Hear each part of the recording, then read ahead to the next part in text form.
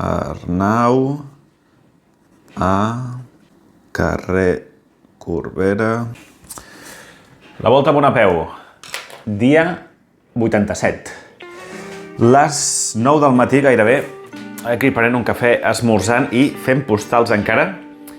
Què faig que no estic caminant? Doncs hi ha hagut un canvi de plans d'última hora. Canvi de plans, mireu.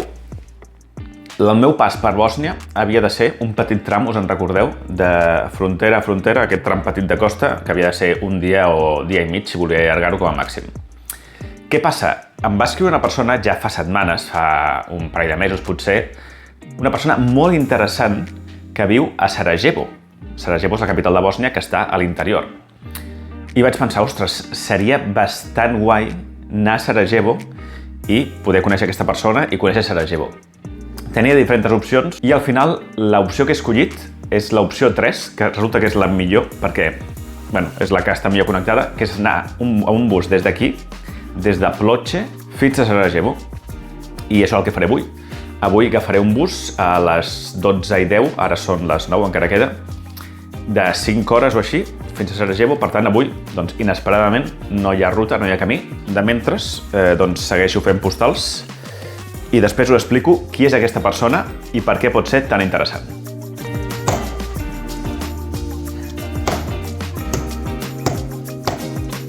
D'acord, ja he arribat a l'estació d'autobusos de Sarajevo. M'he hagut d'allunyar una mica perquè hi ha un home que està literalment tallant un arbre amb una motosserra. D'acord, per què Sarajevo? Per què? Doncs mira, jo no he estat mai a Bòsnia i Sarajevo és un lloc històric i la capital, vol ser molt guai. I a més, em va contactar fa uns mesos una dona que es diu Leila i és Bòsnia, però parla català i és guia turística. I em va dir, ostres, estàs convidadíssim a venir, t'ensenyo la ciutat, tal. Home, em va semblar supercuriós, doncs, una persona que parla català i que viu a Sarajevo i que em vol ensenyar la ciutat, doncs som-hi. Em quedaré 2 nits, per tant, estaré 3 dies sense caminar, que és bastant. Hi haurà uns dies sense vídeo, però crec que pot ser molt interessant.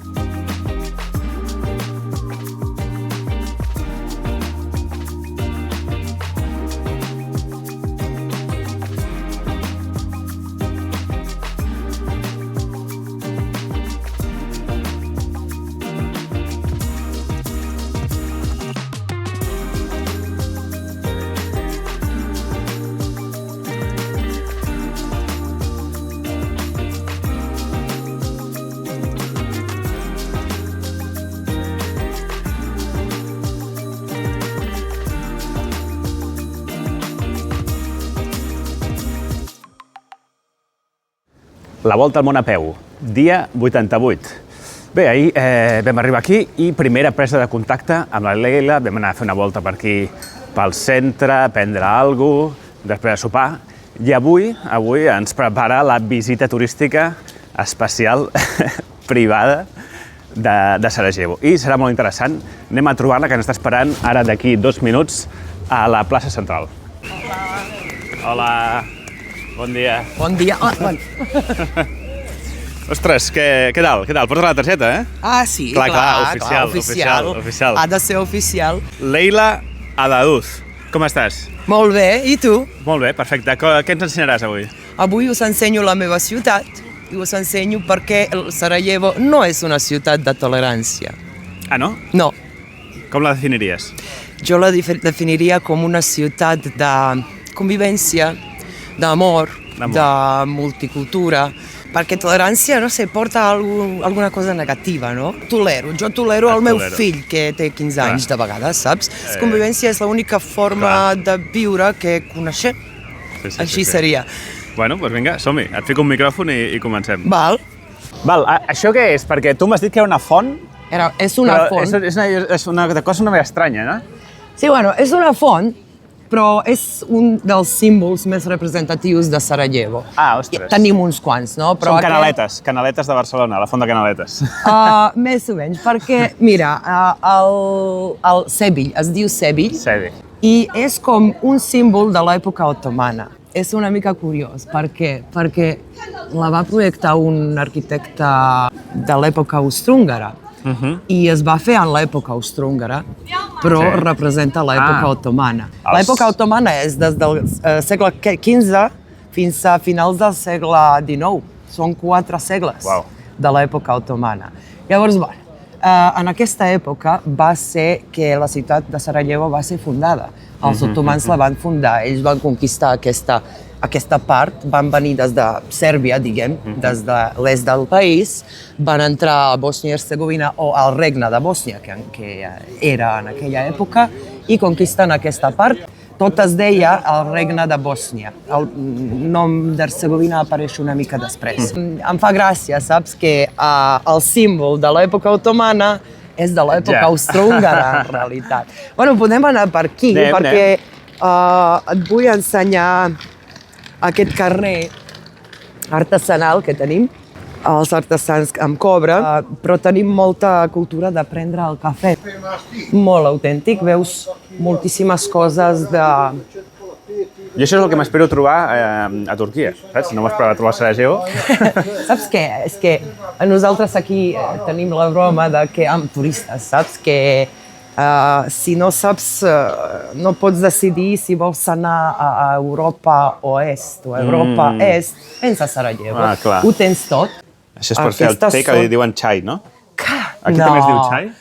Sí, es diu xai. Aquí es diu xai. Té es diu xai, però el té un bosnià pren el té només quan està malalt. Així que no tenim això. Aquí som Europa, som europeus. El que fem és cafè. Nosaltres, això són cafeteres. Aquí es pren el cafè? Per prendre sí, per fer i prendre el cafè. El que passa que jo tinc un problema amb aquesta cafetera petita, perquè nosaltres, un bosnià et dirà això, sisplau, això dona-li als nens perquè juguin, perquè clar, això és massa petit. Nosaltres prenem molt de cafè. I em vas dir que el descafeinat no es portava gaire, no? El descafeinat normalment diem no sabem per què existeix això. Saps? No sabem per què això ho fan. I tenim aquestes bromes entre croates, bosnis, serbis, tot el que som aquí. Érem un país... Estereotips graciosos, no? Sí. Llavors fem bromes. Llavors, com nosaltres anem a la platja de Croàcia, des d'aquí, tota ex-Iugoslàvia, com per moldre el cafè, no? Necessites fer tota aquesta cosa i nosaltres tenim la fama de que, només estem prenent el cafè tot el dia i som així, no? Una mica tranquils. Ho farem demà, és igual. Qualsevol cosa. Aquesta és la fama dels bosnis. Sí. Llavors, els croates han dit, com reconeixes a un bosni a la platja? Diu, té la marca del molinet aquí perquè sempre estem prenent cafè i sempre ho estem molent. Però també els bosnis tenim la fama de ser torçuts. Torçuts, eh? Els montenegrins tenen alguna fama especial? Ai, sí. Els vagos.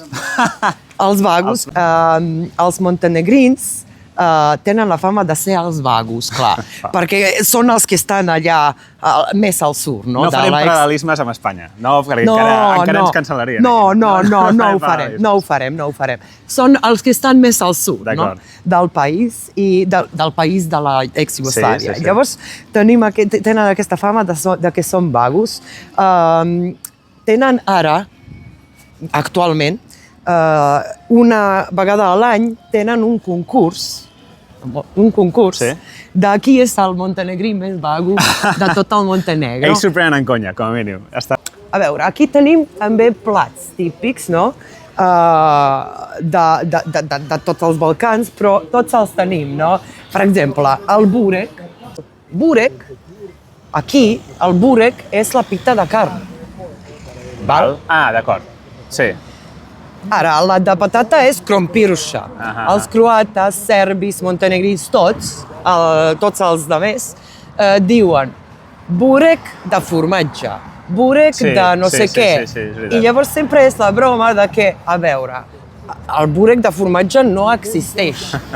I sempre és la broma quan estic, per exemple, amb els turistes de Croàcia, jo els dic, mira, si demaneu un burek amb formatge, donaran una pita de carn amb una mica de formatge a dalt, és la broma.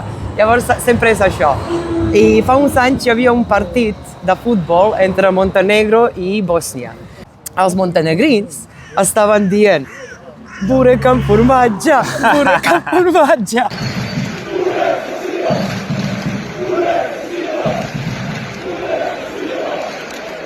com per provocar, no? I els bosnis li van tornar. Tant de bo tots els dissabtes siguin laborals. Així. Que bo. Sí, sí. Sí, en el 1992, a l'agost, durant l'última guerra, aquí, des de dalt, des de la muntanya Trebevich, just on arriba el telefèric, veus? Sí. Des d'allà va ser bombardejat l'Ajuntament i el van cremar més de 2 milions de llibres. Després el van reconstruir. La reconstrucció va durar 18 anys, moltíssims diners. Els diners van venir d'Àustria, Hongria i d'Espanya també. Espanya va participar bastant en la reconstrucció, sobretot Barcelona.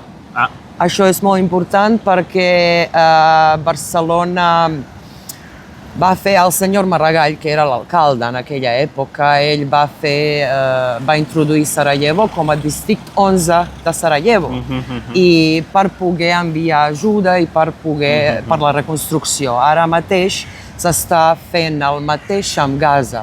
He vist que s'ha reactivat el districte 11 i, a veure, estic feliç per això perquè no es parlava tant, no molta gent sabia això de Catalunya, per exemple. Avui en dia, per començar, a la gent de Sarajevo com se'ls diu? Sarajevins? Jo no sé com es diu en el vostre idioma, nosaltres diem Sarailia. Sarailia. Els sarèlies són conscients d'això de Catalunya, de Barcelona, del districte 11 i tal, o potser és una cosa que ells no ho saben? Sí, no es parla tant d'això. Sí que va ser notícia, sí, alguna gent ho sap, però no és una cosa que és molt, molt així pública, diguem. No es parla tant com es hauria parlar. Jo parlo en cada racó d'aquestes coses, perquè aquestes coses són molt importants. La solidaritat de la gent de Catalunya i de tota Espanya, però sobretot aquest projecte, això que es va fer al districte 11, jo moltes vegades així de broma li dic als catalans, bueno, benvinguts a Barcelona. Clar. A Barcelona, perquè estem en el districte 11 de Barcelona. Clar, o sigui, ara mateix estem a la ciutat antiga, no? I el que es veu moltes coses, però jo el que veig és que la ciutat està envoltada de muntanyes. Això és molt maco, però a la vegada a la guerra va ser una mica un problema, no? Perquè crec que l'exèrcit iugoslau feia servir aquestes muntanyes al setge de Sarajevo per causar el terror una mica. I últimament va sortir a les notícies una espècie d'escàndols d'uns noms d'uns rics italians i d'altres llocs que venien aquí a fer una mica de caça, no? Podríem dir-li. Sí. Aquest és un tema molt delicat, molt dur per una persona normal, jo crec, entendre aquestes coses. És una cosa que fa uns anys, 2 o 3 anys, ens va xocar a tots, perquè ningú sabia aquí, la gent no ho sabia. I quan va sortir aquest documental, un documental que un periodista de Eslovènia va fer sobre aquest tema, tots ens vam quedar sense paraules, perquè, a veure, jo, fins a aquell moment, quan explico la guerra, jo explicava qui eren els que mataven la gent a Sarajevo. Des d'aquell moment, tinc una part de la gent més, saps? Per dir, i aquests bojos que venien aquí. Llavors es veu que s'organitzaven viatges de tot arreu i que venien aquí a les muntanyes de Sarajevo i disparaven amb franctiradors. A veure, jo aquest documental no l'he vist perquè simplement jo no puc. No puc, però el meu marit sí, i m'ha dit les coses que són les més importants, no? Així llegeixo sobre aquestes coses i és que es veu que els nens eren els més cars. Els avis, bueno, això per ensaiar, això era gratis. És una cosa que no pots entendre, simplement és massa. Tenim allà l'església de Sant Antoni, de Pàdua. És Sant Antoni de Pàdua. És molt important aquesta església. Et diré... Vols que ens apropem? Sí, podem apropar. Sí, podem fer-ho. És importantíssima. I aquí mateix, al costat, tenim la mesquita, una de les primeres, no és la primera. Aquesta és la de l'emperador. La mesquita de l'emperador, una de les importants a la ciutat. Una de les més importants. Quantes calcules que n'hi ha de mesquites? Un número aproximat? Més de 100. Més de 100? En tot Sarajevo? Sí. Saps per què? Perquè a l'època otomana es feia a cada 30 cases tenia que tenir una mesquita. Si vols entrar, està bé. Si vols entrar al pati a veure, a mi m'encanta, aquesta és molt bonica. Cada 30 cases, perquè la mesquita no era en aquella època otomana, estem parlant del segle XV, XVI, quan van venir aquí, no era només el lloc on vas a orar, no? Sinó que era el lloc on es solucionaven els problemes de la comunitat i tal. De veritat, una mesquita tenia i si hi havia una casa més, es construïa una altra mesquita. Però normalment estan tancades durant el dia perquè no hi ha tanta gent practicant, tampoc. Tenim a Sarajevo actualment, i això és producte de l'última guerra, tenim un 70% de la població és musulmana, però quan camines pel carrer no els veus, no? Sí que els veus, però no els pots reconèixer, perquè, per exemple, jo sóc d'una família musulmana i mai ho pensaria una persona. No, que no. Sí, perquè aquí som molt com els catalans, saps? Com que la religió és molt com una cosa tradicional. Hi ha gent que sí, és religiosa, però la majoria de la gent és com, quan és el Nadal, vas a casa de la teva família, les Pasques i tot això, però ara anar a l'església el diumenge no molta gent va. Llavors, igual aquí. Et faré una pregunta. Tu tens família que fa el ramadà? Tinc alguns familiars, però que no són a veure... Però sí que tens algun familiar que el fa? Sí. Sí, perquè, a veure, és molt individual, això. No és, diguem, una cosa d'una família. Molt poques famílies diran, bueno, forcem algú que digui. És una ciutat multicultural des de sempre. Ara, per exemple, per entendre això, aquest és el millor lloc. Aquí a baix hem vist la mesquita, no? Acabem de passar. Aquí està aquesta església catòlica. De Sant Antoni de Pàdua. I aquí està la cerveseria. On? Aquí. Sarajevska Pivara. Ostres, clar. Llavors, en el mateix carrer, tens 3 temples, El que fem a Sarajevo, hi ha una mesquita aquí, amb un temple, on anem, posem unes monedes. Això ho fem quan tenim un problema, un desig o alguna cosa. Això ens van ensenyar les nostres àvies. Llavors, tens que anar a aquella mesquita i allà posem unes monedes. Després anem aquí a encendre una espelma i després anem a l'església ortodoxa, a l'antiga, i també encendre una espelma. Anem a les 3 i després a la plaça principal, però a beure aigua. Després de beure aigua, tu has d'escoltar el que diu la gent i el primer que escoltes, si és positiu, el desig es complirà o el problema es solucionarà, sortirà bé el que has pensat abans de fer la volta. I si el primer que escoltes és negatiu, fas la volta un altre cop, fins que surti positiu. I si no entenc res del que diuen? Això és el... Aquí serà el problema. Aquí està, però aquí em tens a mi. I jo t'ho tradueixo. Veig aquí uns nens que diuen Bòsnia, Bòsnia. Això què és? Del dia de la independència, que és d'aquí poc, potser? Podria ser, la veritat és que no he llegit res, o hi ha algun partit. Però no serà partit pels nens. No crec. Tots porten la bandera. Sí, segurament és perquè l'1 de març és el dia que celebrem com el dia d'independència de Bòsnia i Hercegovina, perquè en el 1992 és la data que vam tenir el referèndum i que vam proclamar la independència de Iugoslàvia. Llavors sí, es celebra l'1 de març, així que segurament estan per això aquí. Aquesta bandera, què? És una bandera una mica així que no acaba de representar ningú, no? Jo crec, sí, em vas explicar? Sí, en realitat sí, és una bandera que al final no es van posar d'acord els nostres polítics dels símbols de la bandera, així que la comunitat internacional ens la va fer. El triangle groc simbolitza la forma del país, que és així com triangle, com Catalunya, però al revés, saps? Sí. I les estrelles serien la Unió Europea, que a veure si entrem i tal, i això és. Aquí, aquest monument.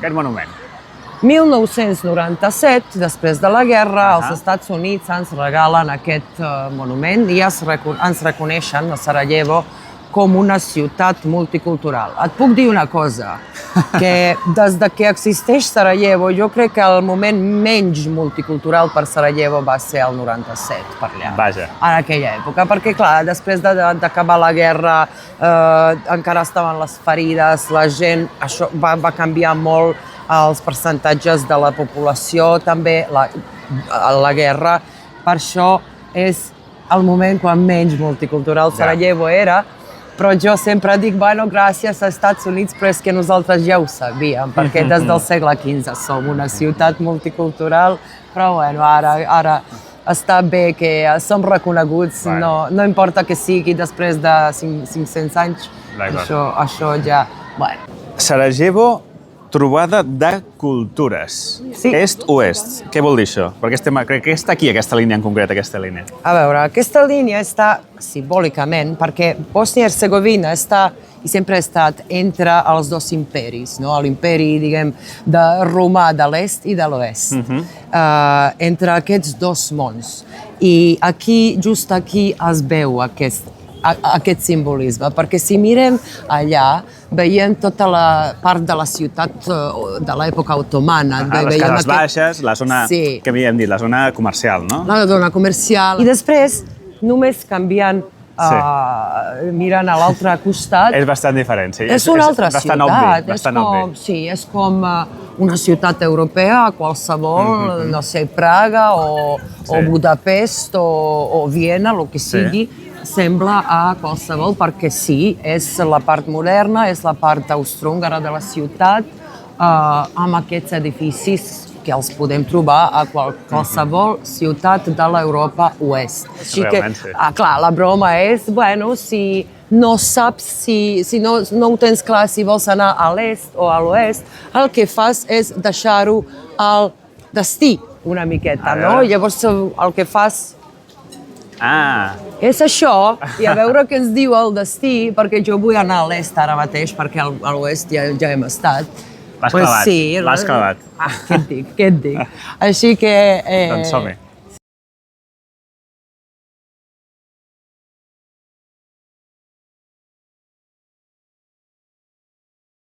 Allà estaven els serbis a la muntanya Trebević. Tot al voltant de la ciutat, així fins a 1 quilòmetre d'aquí, diguem.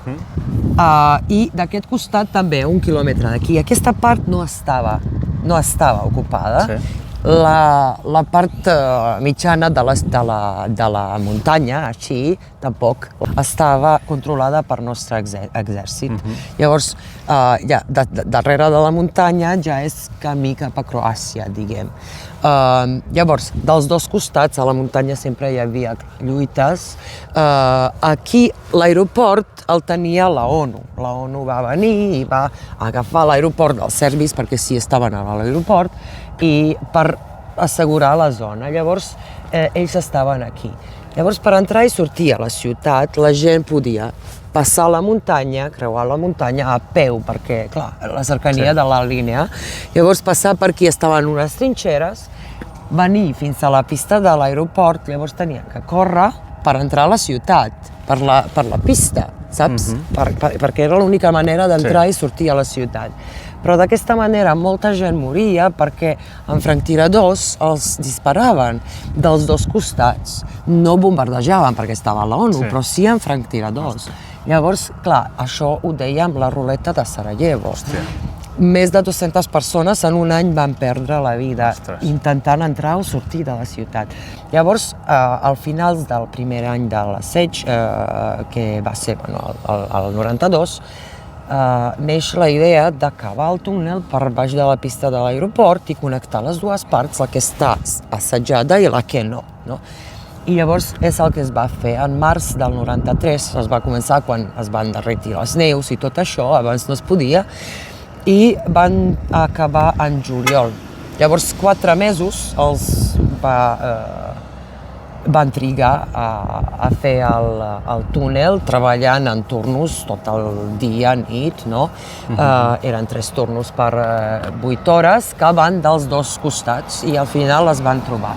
Comencen a pujar els etnonacionalismes, això en els anys 90, perquè a tothom li convenia així. I llavors Eslovènia és la primera que diu nosaltres volem independència i se'n van. Una mica després va a Croàcia. Passa el mateix en Bòsnia i Hercegovina, que nosaltres ens agafen totes les armes, els bosnis surten de l'exèrcit i tal. Queda Sèrbia i Montenegro. I amb totes les armes ataquen tot això.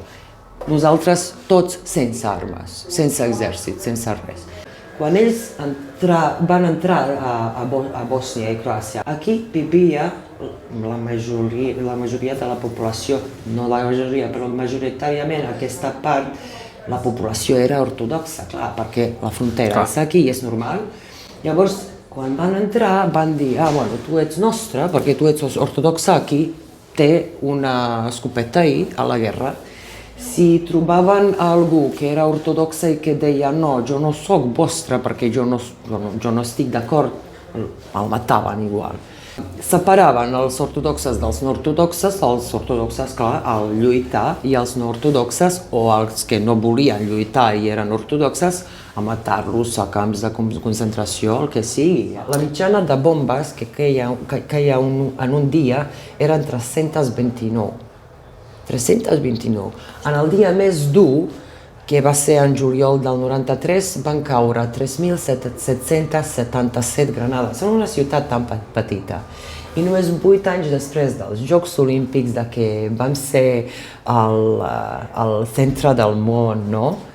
En el sentit positiu, la mateixa ciutat va estar assetjada. A quin any tu i la teva família veu marxar de Sarajevo? En el 92, al maig. Tu recordes aquell dia? Sí.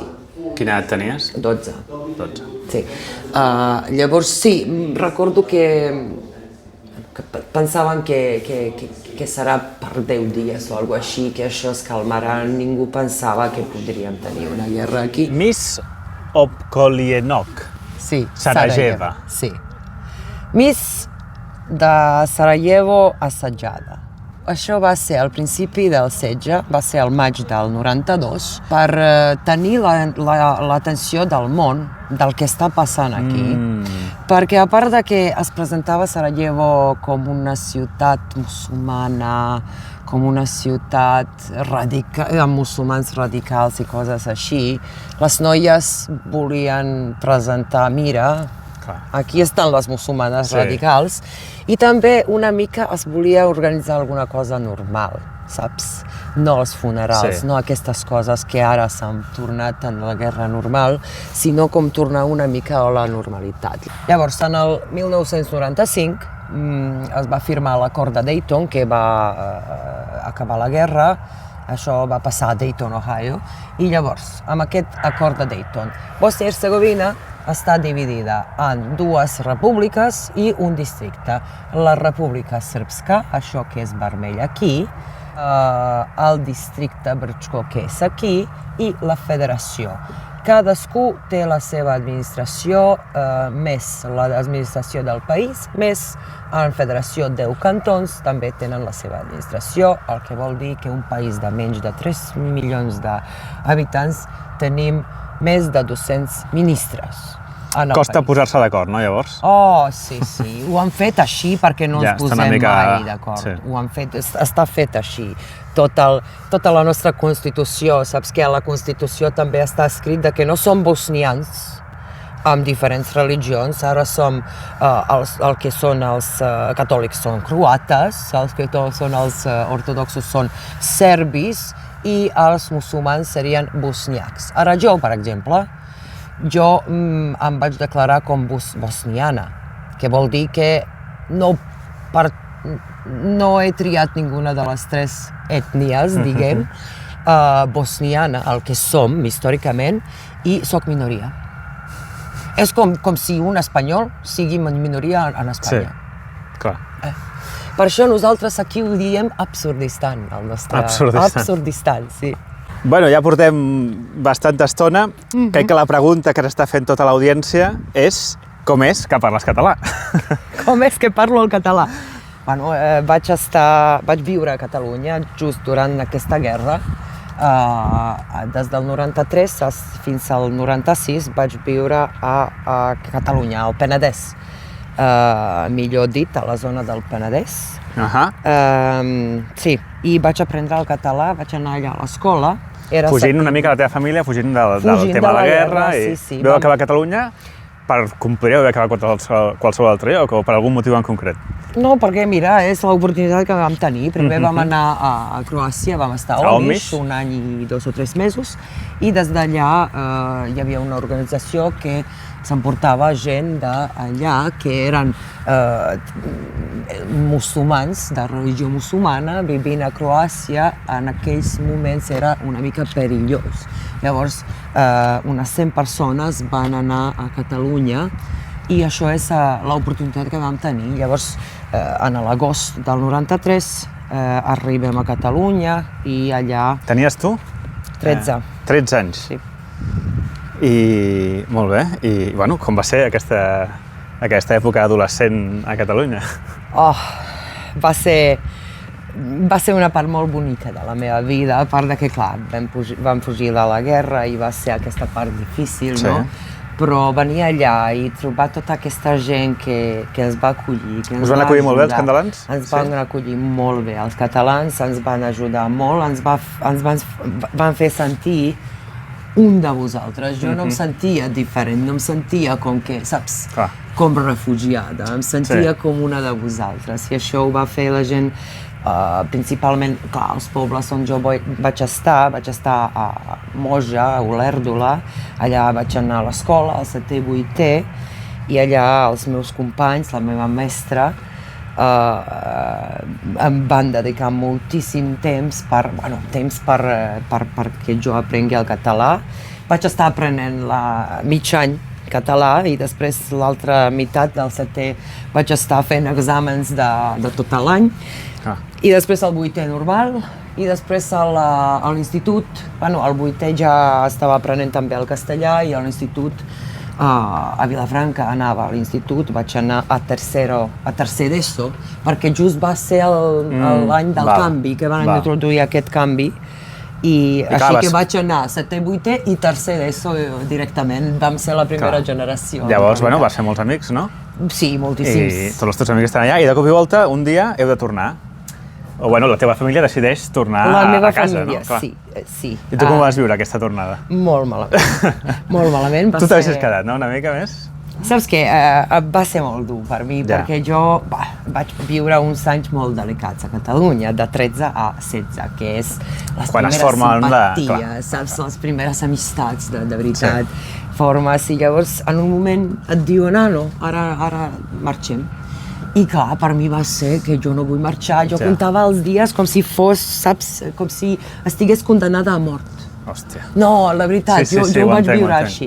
I quan vaig venir aquí, quan vaig tornar, em va costar moltíssim, perquè, clar, és perdre tot el contacte. En aquell temps no tenies ni WhatsApp ni res de tot això, no podies trucar a ningú, no podies mantenir el contacte amb la gent que estimes.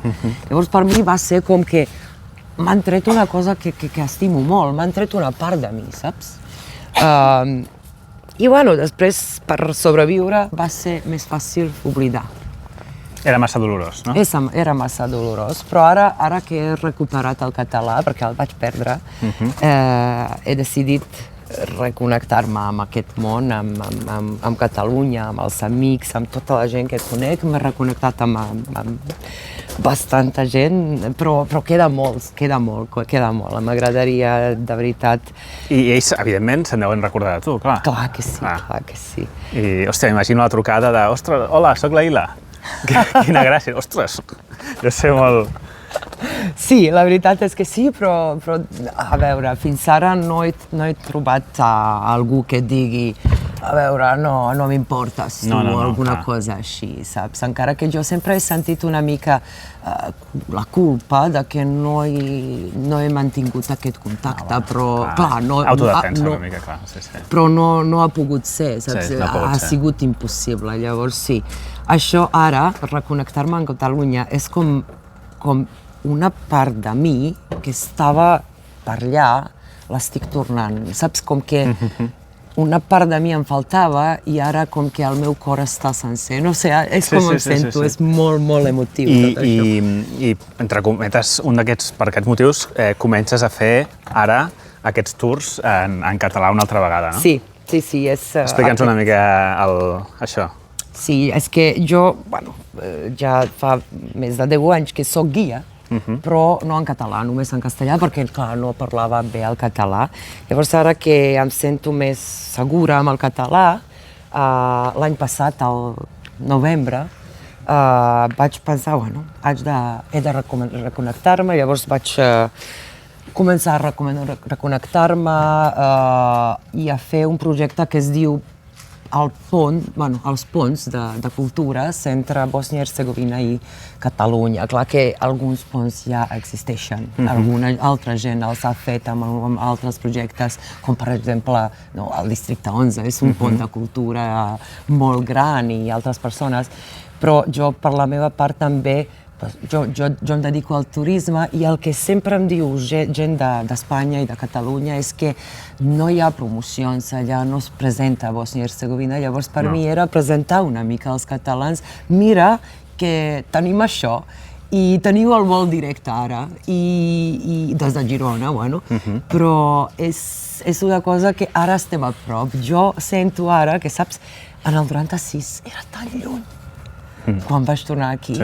I ara, per fi, és a prop, saps? No sé, és un vol directe que ja pots anar i venir, no sé, saps? Abans, per veure un català, no veus un català per aquí. Ara, cada 2 per 3, jo veig un català, jo escolto un català, saps? Això que...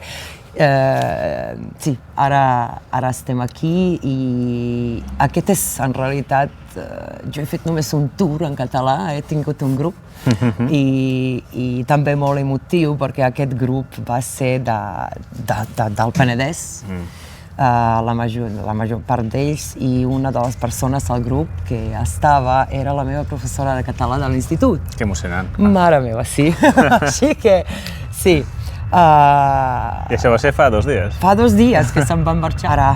Ara continuem, a veure si inspirem a la gent a venir. Això sí, jo diria que sí. Jo crec que a tu t'ha inspirat també, sí o no? Home, tu em vas animar molt a venir. Tens un Instagram que és Conèixer Bòsnia en català, com és? No. Descobreix Bòsnia. Descobreix Bòsnia, que ja ho veurem aquí, ficarem els enllaços i tot. Perfecte. Sí, Descobreix Bòsnia.